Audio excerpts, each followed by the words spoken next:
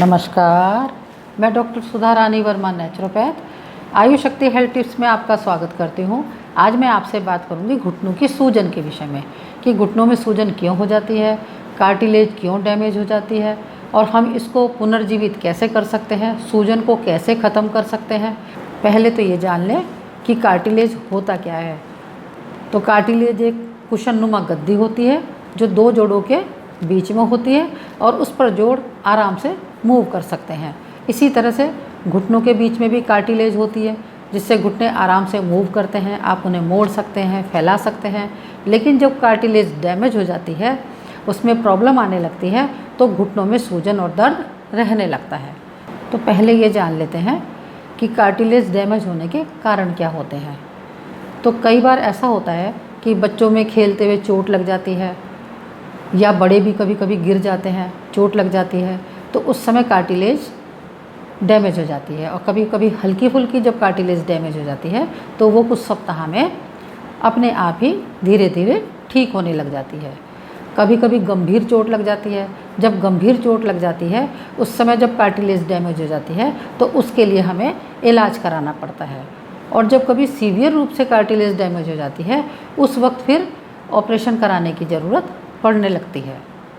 अब बात करते हैं कि जब घुटनों की कार्टिलेज घिस जाती है, ख़राब हो जाती है, तो उस वक्त हमें घुटनों में किस किस तरह की दिक्कतों का सामना करना पड़ता है। आगे की बात करें इससे पहले अगर आपने मेरे चैनल को सब्सक्राइब ना किया हो तो प्लीज़ सब्सक्राइब कर लें और बेल बटन भी प्रेस कर लें ताकि आने वाली सभी नई वीडियो का नोटिफिकेशन आपको मिलता रहे। कार्टिलेज जब ख़राब हो जाती है तो सबसे पहली प्रॉब्लम तो यही आती है कि घुटनों में सूजन रहने लगती है और घुटनों में दर्द रहने लगता है। किसी किसी के घुटनों में गैप बढ़ जाता है और किसी को गैप कम हो जाता है। गैप कम हो जाए या गैप बढ़ जाए, दोनों ही परिस्थितियों में घुटनों में दिक्कतों का सामना करना पड़ता है। जब घुटनों में गैप कम हो जाता है तो घुटने आपस में रगड़ने लगते हैं और चलने में बहुत ज़्यादा परेशानी होती है। ये स्थिति तभी आती है जब हमारी घुटने के बीच की जो कार्टिलेज है वो सूख जाती है। घुटने में जो कार्टिलेज होती है उसमें साइनोवियल फ्लूइड भरा होता है। जब वो फ्लूइड किसी वजह से निकल जाता है और कार्टिलेज सूख जाती है, उसमें लुब्रिकेशन कम हो जाता है, चिकनाहट ख़त्म हो जाती है, तो उस वक्त हमारे घुटने आपस में रगड़ खाते हैं और बहुत ज़्यादा दर्द करते हैं। घुटने की पीछे की नसों में दर्द होने लगता है, बहुत ज़्यादा खिंचाव होता है और बहुत ही परेशानी का सामना करना पड़ता है। और जब घुटनों में कार्टिलेज घिस जाती है, नसों में खिंचाव होने लगता है, घुटने में दर्द रहने लगता है, तो उस वक्त व्यक्ति की चाल भी बिगड़ जाती है। ऐसा लगता है कि एक टांग छोटी हो गई है और एक टांग बड़ी हो गई है। चलने में बहुत ही ज़्यादा दिक्कत आती है। जब ऐसा फील होता है कि टांग छोटी बड़ी हो गई है तो उस वक्त जो घुटना सही है उस पर भी प्रेशर आने लगता है और वो घुटना भी खराब होने लगता है, उसकी भी स्थिति बिगड़ने लगती है। क्योंकि जब पहले घुटने की वजह से चाल बिगड़ती है तो दूसरे घुटने पर उसका प्रेशर आता है और दूसरा घुटना भी खराब होने लग जाता है। जब घुटने में सूजन रहने लगती है तो लोग तरह तरह के तरीके अपनाते हैं कि किस तरह से सूजन को कम कर लिया जाए। तो अक्सर आसान तरीके ही अपनाने की कोशिश करते हैं, जैसे कि अरंडी के पत्ते पर थोड़ा सा तेल लगा करके घुटने पर बांध लेते हैं जिससे कि घुटने की सूजन कम हो जाती है। या रेड लैम्प से सिकाई करते हैं, क्योंकि रेड लैम्प से सिकाई करने से उसकी सिकाई थोड़ी तेज़ पड़ती है और घुटने की सूजन कम होने लग जाती है। या अजवाइन की सिकाई करते हैं। इसके अलावा हीट पैड से सिकाई करते हैं, जो इलेक्ट्रिक हीट पैड आता है उसको गर्म करके सिकाई कर लेते हैं। तो इस तरह की सिकाई जब नए नए घुटने की प्रॉब्लम शुरू होती है, जब नया नया घुटने में सूजन शुरू होती है तो उस वक्त तो ये बढ़िया काम करती है। लेकिन जब घुटनों की सूजन पुरानी पड़ जाती है तो उस वक्त रोज़ रोज़ अगर हम इस तरह की सिकाई करेंगे तो उससे हमारी नसें कमज़ोर होने लगेंगी। तो उसके लिए प्राकृतिक चिकित्सा में गर्म और ठंडी सिकाई बताई है। लेकिन जब प्रॉब्लम पुरानी हो जाती है तब अगर हम उस प्रॉब्लम में रोज़ाना गर्म सिकाई करते हैं या किसी भी तरह के गर्म ट्रीटमेंट करते हैं तो उससे नसें कमज़ोर होने लग जाती हैं। तो उस समय हमें ऐसा इलाज करना है जो हमारी नसों को नुकसान न पहुँचाए, नसों को ताकत दे और मांसपेशियाँ मजबूत होने लग जाए और जो कार्टिलेज डैमेज हो गई है वो फिर से पुनर्जीवित होनी शुरू हो जाए। तो इसके लिए प्राकृतिक चिकित्सा में गर्म ठंडी सिकाई और ठंडी सिकाई दोनों ही बताई हैं। मैंने पहले भी ऐसी वीडियो बनाई हुई हैं जिसमें गर्म ठंडी सिकाई बताई है। तो कुछ लोगों के कमेंट्स होते हैं कि मैडम ये गर्म ठंडी सिकाई कब तक करनी है, इसके कोई साइड इफ़ेक्ट तो नहीं है। तो मैं आपसे बताना चाहूँगी कि गर्म ठंडी सिकाई के कोई भी साइड इफ़ेक्ट नहीं होते। ये किसी भी अंग पर, घुटने पर, जहाँ भी कहीं आप करते हैं वहाँ इसका लाभ ही लाभ मिलता है और इसको आप लंबे समय तक भी कर सकते हैं, क्योंकि हम गर्म और ठंडी दोनों साथ साथ करते हैं तो हमारी इससे ब्लड वेसल्स स्ट्रॉन्ग होती हैं। गर्म सिकाई करने से ब्लड वेसल्स कमज़ोर होती हैं, लेकिन जब हम ठंडी सिकाई साथ में करते हैं तो जो ब्लड वेसल्स फैल जाती हैं वो वापस फिर अपनी शेप में आ जाती हैं। इसलिए गर्म और ठंडी सिकाई हम लंबे समय तक भी करते रहें तो किसी तरह का कोई नुकसान नहीं होता। और वहाँ जो भी विकार होते हैं, जैसे सूजन होना, दर्द होना, कोई गांठ पड़ जाना या नसों में खिंचाव होना, तो वहाँ गर्म और ठंडी सिकाई बहुत अच्छा प्रभाव दिखाती है, बहुत अच्छा काम करती है। गर्म ठंडी सिकाई करने से नसों में ब्लड सर्कुलेशन बढ़ने लगता है और वहाँ जो भी तकलीफ़ होती है, जो भी बीमारी होती है, वो समाप्त होने लग जाती है। मैंने घुटनों पर ठंडी सिकाई भी बताई हुई है। ये दोनों ही सिकाई इतनी बढ़िया सिकाई हैं कि घुटने की प्रॉब्लम को परमानेंट क्योर की तरफ ले जाती हैं और घुटनों में जो ग्रीस ख़त्म हो जाती है, कट की आवाज़ आती है, सीढ़ियाँ चढ़ने उतरने में दिक्कत होती है, उठने बैठने में दिक्कत होती है, चलने फिरने में दिक्कत होती है, ये सभी समस्याएं इस तरह की सिकाई करने से, दोनों तरह की सिकाई करने से धीरे धीरे समाप्त होने लग जाती हैं और घुटने बदलने की नौबत नहीं आती। तो देखते हैं ये दोनों सिकाई कैसे करेंगे। ये आपको मैं दिखा रही हूँ कि गर्म ठंडी सिकाई हमें कैसे करनी है। तो गर्म ठंडी सिकाई के लिए हमें 2 बाल्टी रखनी है, एक में गर्म पानी लेना है और एक में ठंडा पानी लेना है। तो ये एक में गर्म पानी ले लिया है और एक में ठंडा। और गर्म पानी हमें ऐसा लेना है जिसको आप आराम से सहन कर सकें, और जो ठंडा पानी है, अगर गर्मी का मौसम है तो घड़े जैसा टेम्परेचर लेना है और अगर सर्दी का मौसम है तो ताज़ा नल का पानी आप ले लेंगे। इसके लिए हमें 2 टॉवल चाहिए मीडियम साइज़ के। तो ये टॉवल है, इसको हमें, ये मीडियम साइज है, इसे हमें फोल्ड कर लेना है और फोल्ड करके अपने घुटनों पर लपेटना है और नीचे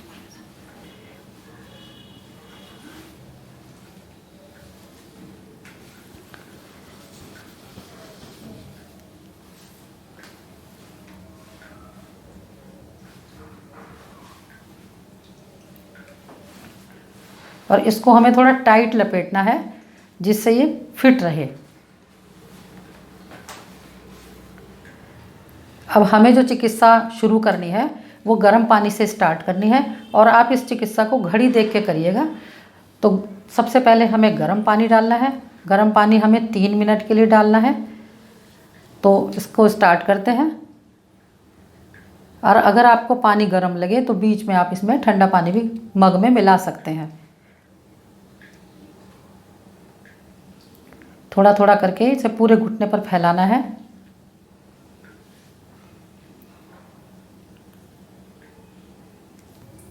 ये घुटने की इतनी अच्छी सिकाई है कि जब हम इसको करते हैं तो घुटने में किसी भी तरह की सूजन हो, नसों में खिंचाव हो, दर्द हो, वो सबको पूरी तरह ठीक कर देती है। घुटनों में अकड़न हो तो इसको हमें पूरे 3 मिनट डालना है। जब 3 मिनट पूरे हो जाए तो इसको स्टॉप कर दें। तो 3 मिनट पूरे हो गए हैं और अब हमें इस पर ठंडा पानी डालना है। उसके लिए पहले हम टॉवल को हटाएंगे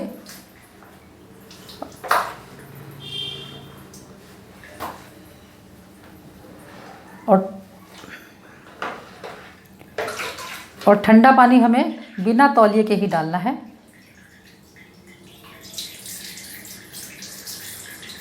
आप देख रहे होंगे थोड़े घुटने गर्म पानी से थोड़े हल्के हल्के से रेड हो गए हैं।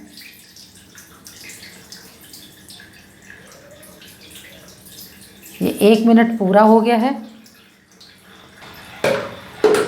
अब हमें फिर से गर्म सिकाई करनी है। इसके लिए हमें फिर से टॉवल को घुटनों के ऊपर रैप करना है।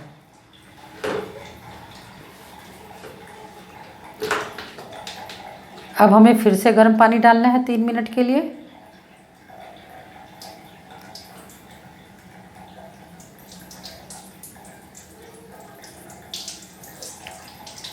ये 3 मिनट पूरे हो गए हैं। अब हमें इसको बंद कर देना है और टॉवल हटा के फिर ठंडा पानी डालना है। अब 1 मिनट के लिए हमें फिर से ठंडा पानी डालना है दोनों घुटनों पर।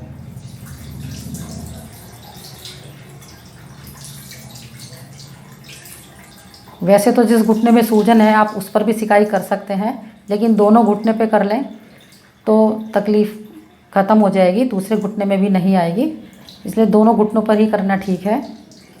ये 1 मिनट पूरा हो गया है और हमें अपनी ठंडी सिकाई बंद करके फिर से हमें गर्म सिकाई करनी है।